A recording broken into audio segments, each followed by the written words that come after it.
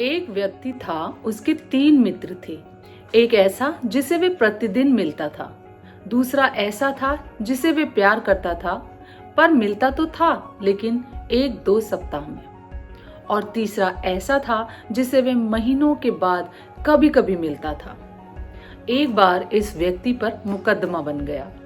वकील ने कहा, मुकदमा बहुत सख्त है, तो ऐसा गवाह तैयार करो जो तुम्हें जानता हो और तुम पर लगे आरोपों को गलत समझता है।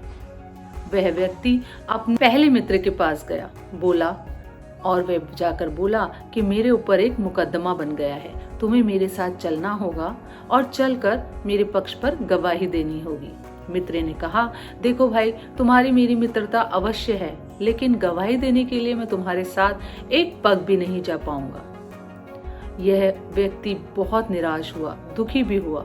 तभी उसने दूसरे मित्र का विचार किया, उसके पास जाकर गवाही देने के लिए कहा। ये मित्र बोला, मैं तुम्हारे साथ कचहरी के द्वार तक चला तो जाऊंगा, लेकिन गवाही नहीं दूंगा। ये फिर से दुखी हुआ और फिर उसे अपने तीसरे मित्र का ख्याल आया, जिसे वह महीनों में 1 या 2 बार ही मिलता था। उसने अपनी बात अपने तीसरे मित्र से कही। तीसरे मित्र ने जोश के साथ कहा, मैं साथ तेरे चलूंगा, तेरे पक्ष में गवाही भी दूंगा, और मेरा दावा यह है कि मुकदमा समाप्त भी हो जाएगा और तू बरी भी हो जाएगा। परंतु ये मित्र कौन है? वह है आत्मा। पहला मित्र है धन, संपत्ति, भवन, भूमि, जिन्हें मनुष्य अपना समझता है और जिनके लिए रात दिन हर समय चिंता करता है।